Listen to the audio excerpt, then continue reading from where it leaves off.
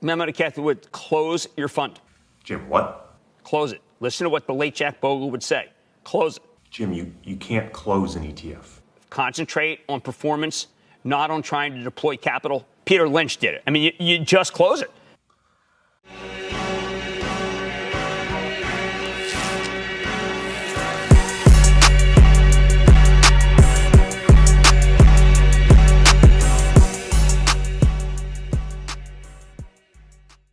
Welcome to Pirates of Finance.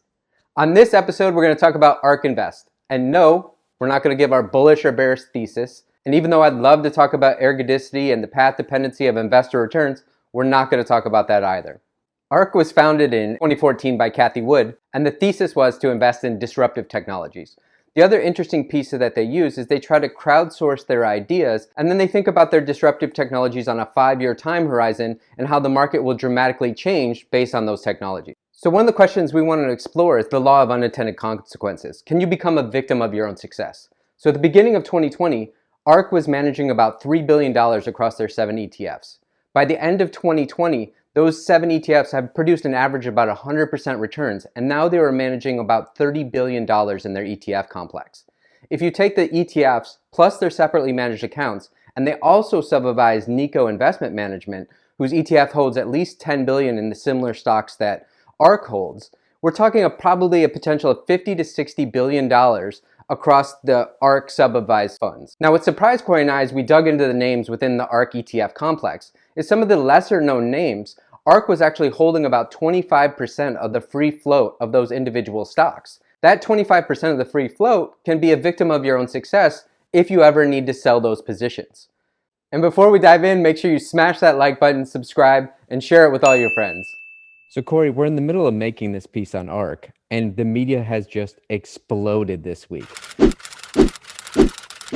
Close your fund. So are we just chasing our own tail, or are we providing any sort of new content? What's at least interesting to me is on Twitter, a bunch of friends have been talking about this for months now and trying to show some data supporting it. It does feel like the media has at least picked up the narrative, but I haven't seen anything with evidence that flows are actually moving performance for ARK. And do you think part of it too is like this information age, and people don't realize we're in a meme culture age? And so we talked about previously about like GameStop is like the gamma of social media. You know, as it gets upvoted on Reddit, then more eyes see it, it gets upvoted more and more participants get involved. Do you think it's the same kind of scenario with Kathy Wood and ARK, is that the inflows bring more attention, more media, they keep cascading, and that feedback loop builds on itself? To your point about social media in particular, I also think it's interesting to think about the dynamics of the apps that investors are now using, where when they look at a stock or an ETF on Robinhood, it'll actually suggest other stocks to look at. And so in that sense, it's almost creating this meme network that if someone is buying GameStop, they might also be a buyer of ARK. I think what is very interesting to think about, though, is again, that self-reflexive nature on the way up of can flow impact performance? Can that performance invite more flow? And does it work in reverse on the way down? So speaking of like these reflexive narratives, it's one way for us to cut the narratives out, both good and bad, but just demonstrably just look at flows. Do you have an idea how you could maybe represent that in the data?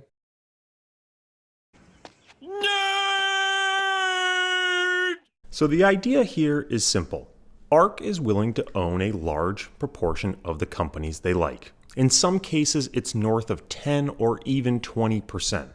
And that ultimately reduces the number of shares outstanding. But more money flowing into ARK also means more demand for those shares. When there's a decrease in supply and an increase in demand, economics would tell us that we should probably expect some sort of price shock. But the question is, does this actually bear out in the data? Rafael Velasquez, who goes by Value Quant on Twitter, recently posted 2 charts that suggest that perhaps it does. In the first, he looked at the total return of the underlying stocks held by the ARK Innovation Fund versus the amount of those companies that ARK actually owns.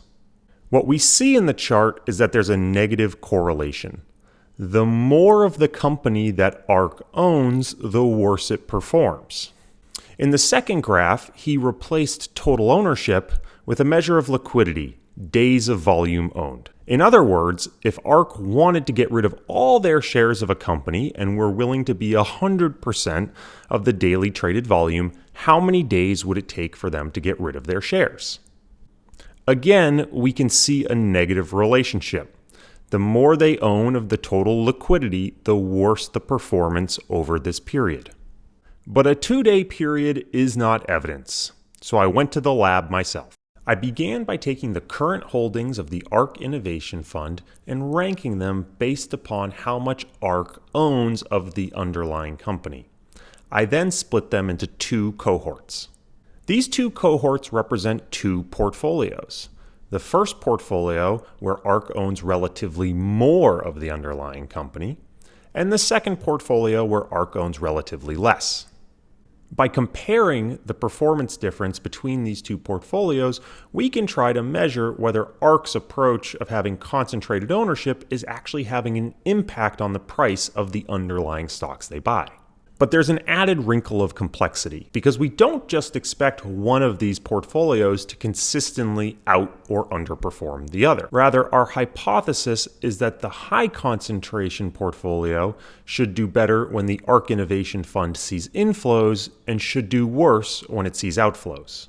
So we have to turn this into a bit of a strategy. On days the ARK Innovation Fund sees inflows, we'll buy the high concentration portfolio and go short the low concentration portfolio. This long short portfolio allows us to capture the spread in returns between the 2 approaches. On days we see outflows, we'll do the exact opposite. So, what do we find? We can see that over the last 14 months, this trading strategy made money, suggesting that flow into ARK strategies is having a predictable impact on the price of the underlying securities. More interesting is that the strategy did almost nothing for the first 7 months of the test, further suggesting that flows, which really picked up in Q3 and Q4, are the culprit. We can narrow in a bit by removing the flow variable. What does the relative return of the high ownership portfolio versus the low ownership portfolio look like in comparison? Again, we see not much difference in early 2020 and a growing difference later in the year. And since our strategy outperformed the static comparison, it's increasingly likely that flow is an important variable in predicting these returns. So these tests suggest that, yes, flows in and out of ARK are having a significant impact on the price of the underlying stocks that they own. But there's plenty to caveat here. First, in this test, I assumed that ARK held the exact same portfolio for the last 14 months, and that's definitely not true.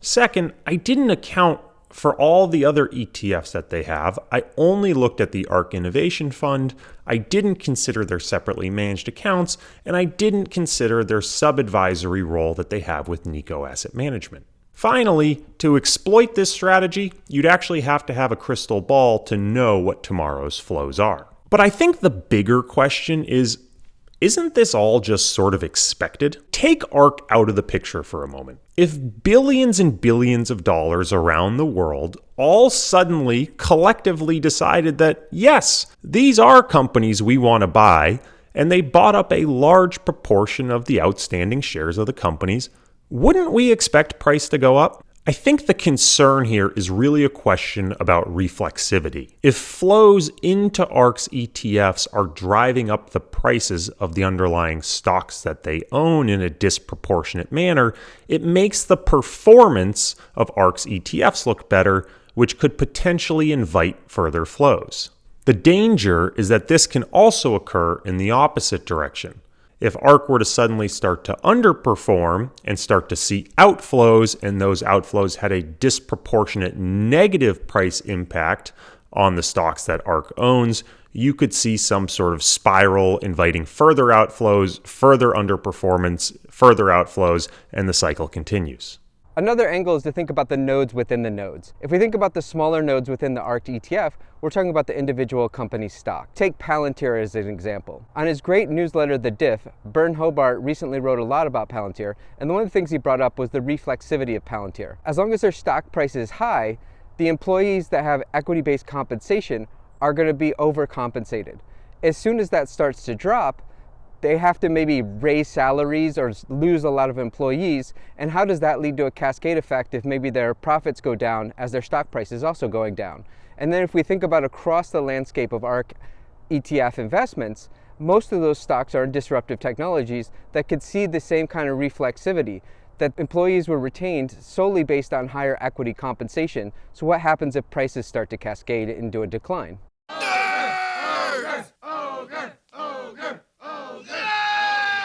Where are they? I think they're talking about us.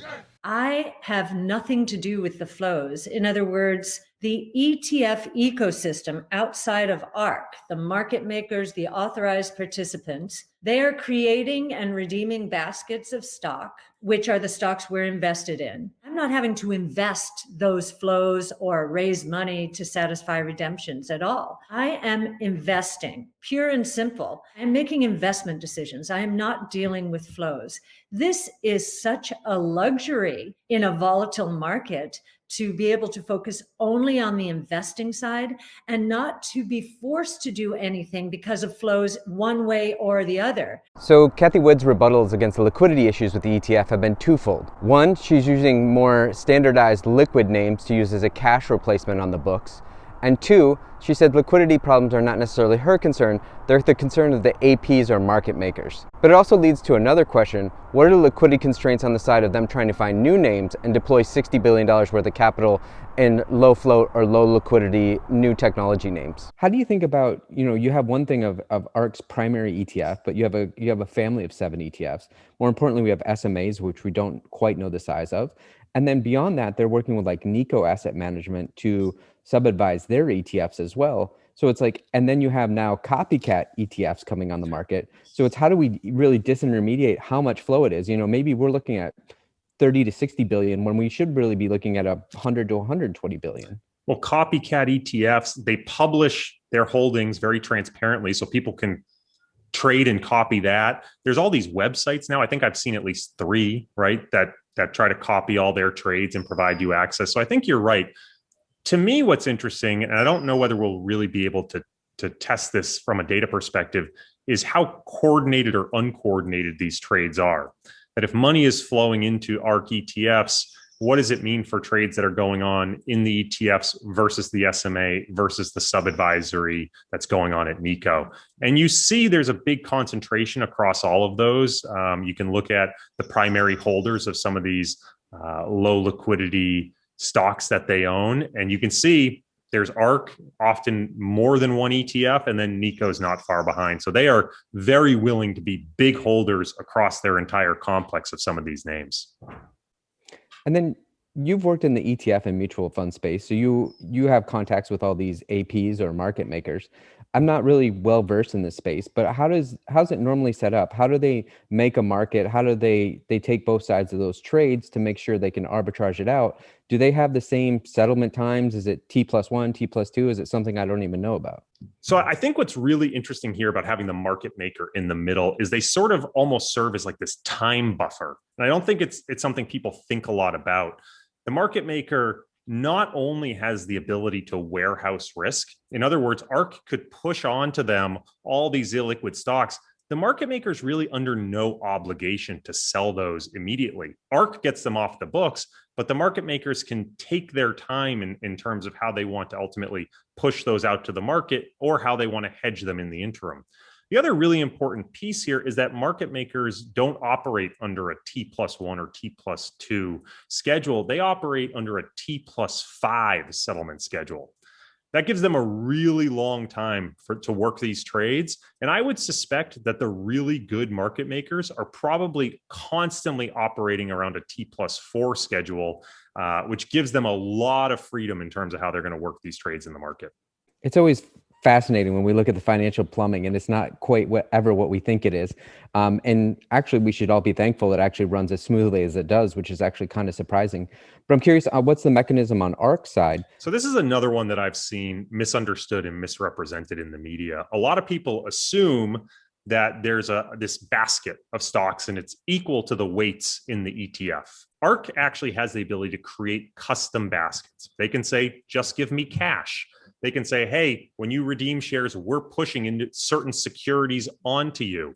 And they can change those midday. And people won't even know until the next morning in terms of how that basket changed. I think it's worth pointing out here that they work with, I think it's over 20 authorized participants and market makers and actually facilitating this flow. And they've dealt with situations in the past where they had to get rid of toxic assets quickly. They were actually an owner of Wirecard for a little bit, which was a fraud out of Germany. And as soon as they knew it was a fraud, they contacted their authorized participants and were able to push it out of the fund. If the APs are sometimes, maybe inventorying some of this risk, and we have a sell-off in markets, and maybe the ETF decouples a little bit, but that's still a liquid ETF, and it may trade at a discount for intervening periods of time. Is that analogous to kind of what we saw with bond ETFs, or do you think about it differently? We would expect market makers to have the best models of liquidity, right? And the reality is that if the market maker isn't able to create an efficient arbitrage to say, this is what I think the basket of underlying securities are worth, and this is what the ETF is priced at, they're just going to walk away.